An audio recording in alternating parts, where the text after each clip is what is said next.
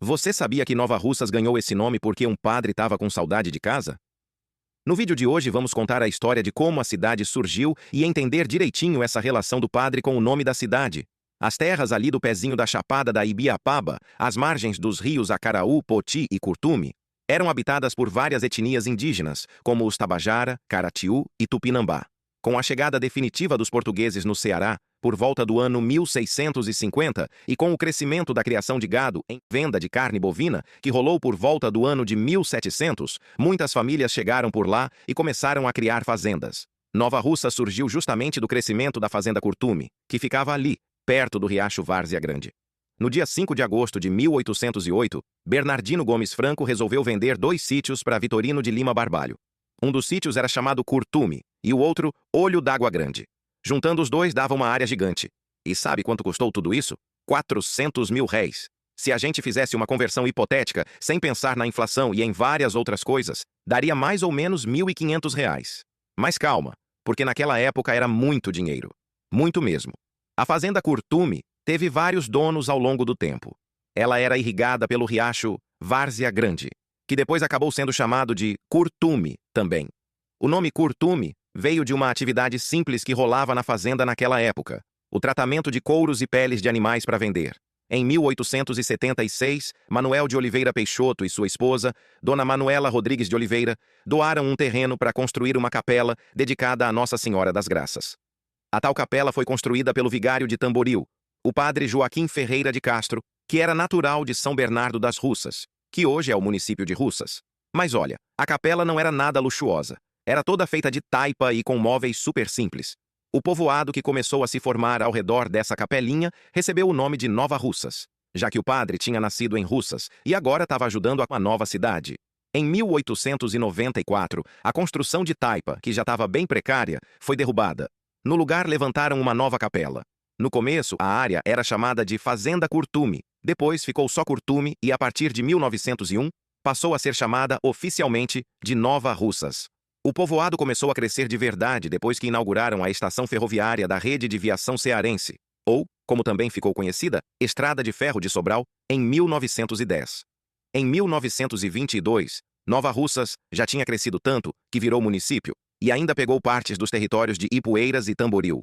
A vila e o município começaram oficialmente em 1923.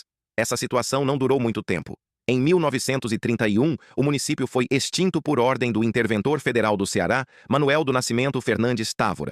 O território foi entregue ao município de Ipueiras. Mas calma, porque em 1933, a galera conseguiu separar de Ipueiras. Você sabia que Nova Russas ganhou esse nome porque um padre estava com saudade de casa?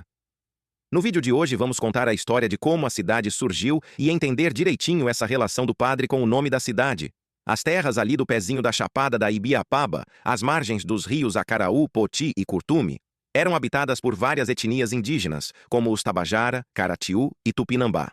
Com a chegada definitiva dos portugueses no Ceará, por volta do ano 1650, e com o crescimento da criação de gado em venda de carne bovina, que rolou por volta do ano de 1700, muitas famílias chegaram por lá e começaram a criar fazendas. Nova Russa surgiu justamente do crescimento da fazenda Curtume, que ficava ali, perto do riacho Várzea Grande.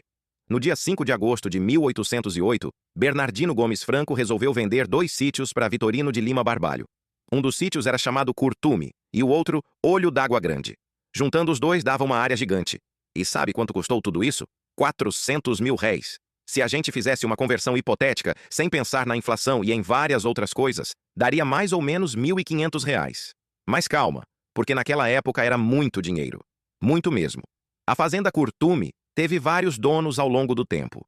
Ela era irrigada pelo riacho Várzea Grande, que depois acabou sendo chamado de Curtume também. O nome Curtume veio de uma atividade simples que rolava na fazenda naquela época: o tratamento de couros e peles de animais para vender. Em 1876, Manuel de Oliveira Peixoto e sua esposa, Dona Manuela Rodrigues de Oliveira, doaram um terreno para construir uma capela dedicada a Nossa Senhora das Graças.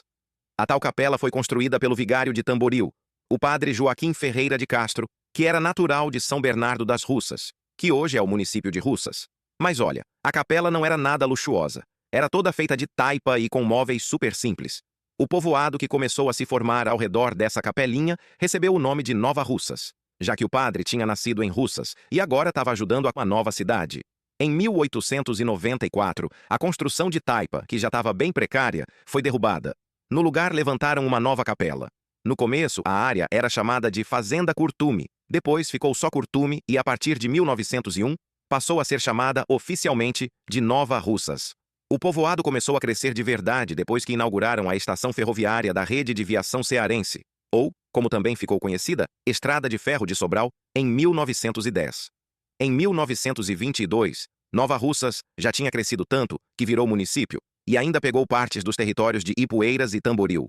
A vila e o município começaram oficialmente em 1923. Essa situação não durou muito tempo. Em 1931, o município foi extinto por ordem do interventor federal do Ceará, Manuel do Nascimento Fernandes Távora. O território foi entregue ao município de Ipueiras. Mas calma, porque em 1933, a galera conseguiu separar de Ipueiras